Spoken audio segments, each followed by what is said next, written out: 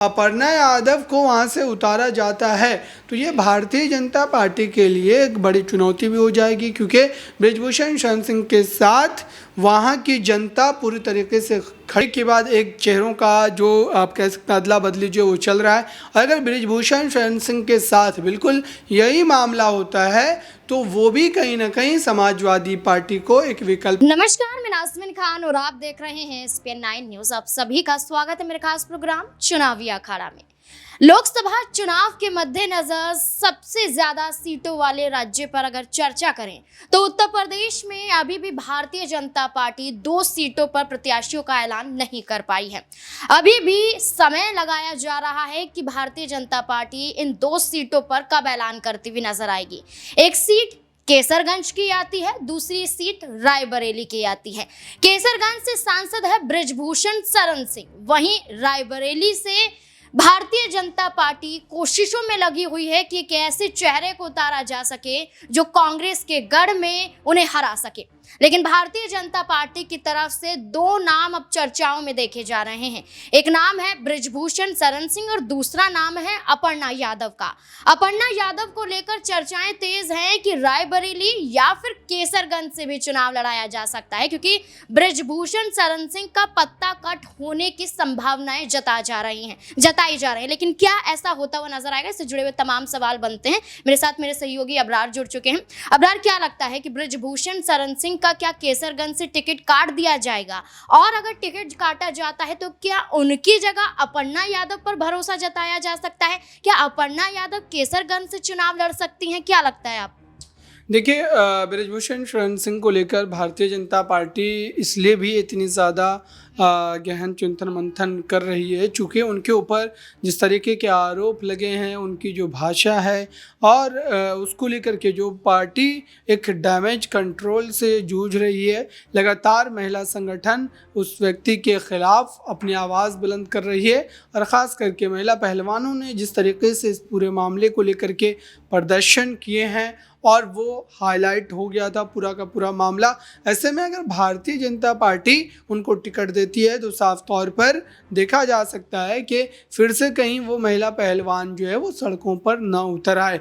और अगर ऐसा होता है तो आप सोचिए कि विपक्ष के लिए एक बड़ा मौका होगा कि भाजपा की महिला विरोधी छवि को वो उजागर कर कहीं ना कहीं इसका चुनावी फ़ायदा उठा सके। लेकिन इन तमाम बातों को ध्यान में रख कर के ही भारतीय जनता पार्टी बृजभूषण शरण सिंह को लेकर लगातार आप कह सकते हैं कि इस पूरे मामले पर कुछ भी बोलने से परहेज कर रही है। लेकिन उसके बावजूद भी बृजभूषण शरण सिंह अपने क्षेत्र में या फिर आप कहें कि अपने इलाके में दौरे पर दौरे कर रहे हैं। वो लगातार जनता के बीच जाकर जनता को ये बता रहे हैं कि प्रत्याशी वही बनाए जाएंगे और जनता को उनके साथ खड़े रहने की ज़रूरत है।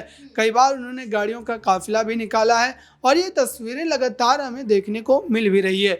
तो इससे ये पता चलता है कि या तो उन्हें जो है इस पूरे मामले को लेकर के एक उम्मीद है पार्टी हाईकमान से कि पार्टी हाईकमान उनके अलावा किसी और चेहरे को नहीं उतारेगी, और दूसरी बात अगर अपर्णा यादव को वहाँ से उतारा जाता है तो ये भारतीय जनता पार्टी के लिए एक बड़ी चुनौती भी हो जाएगी, क्योंकि बृजभूषण शरण सिंह के साथ वहाँ की जनता पूरी तरीके से खड़ी नजर आती है। कई बार उन्होंने उस सीट पर जीत दर्ज की है।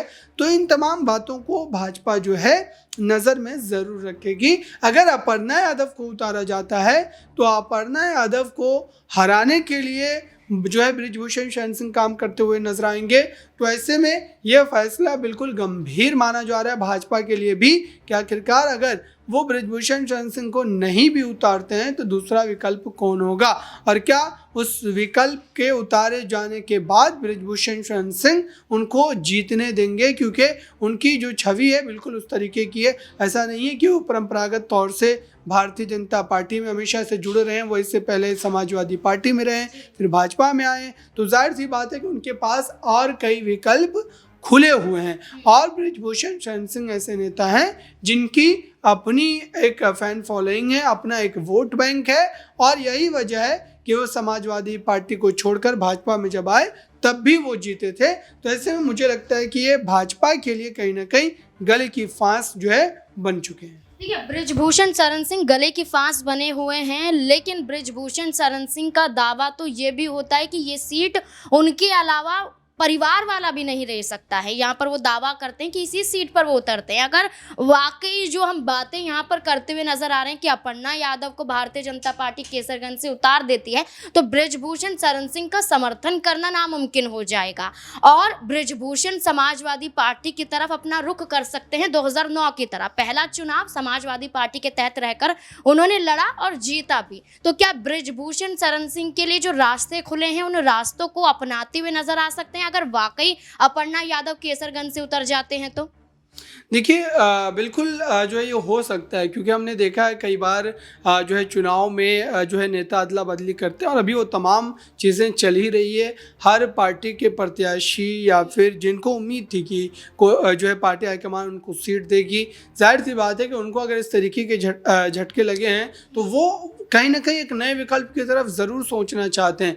और यही वजह है कि आप देख रहे हैं कि एक के बाद एक चेहरों का जो आप कह सकते हैं अदला बदली जो वो चल रहा है। अगर बृजभूषण शरण सिंह के साथ बिल्कुल यही मामला होता है तो वो भी कहीं ना कहीं समाजवादी पार्टी को एक विकल्प बनाएंगे और समाजवादी पार्टी भी अब उस तरीके से अपनी कोर विचारधारा को पकड़ के तो चल नहीं रही है। तो ऐसे में वो भी उनको सीट ज़रूर दे देगी, क्योंकि पार्टी को तो बस इस बात से मतलब होता है कि वो सीट किसी भी तरीके से निकल जानी चाहिए। और जनता जो बोल रही है, फिर जनता जिस बात से नाराज़ है उससे उतना ज़्यादा फर्क नहीं पड़ता है, क्योंकि अभी भी देखा जाए तो बृजभूषण शरण सिंह पर इतने बड़े आरोप लगने के बावजूद भी जनता जो है वो उनके साथ ही खड़ी नजर आती है, उनके समर्थन में खड़ी नजर आती है।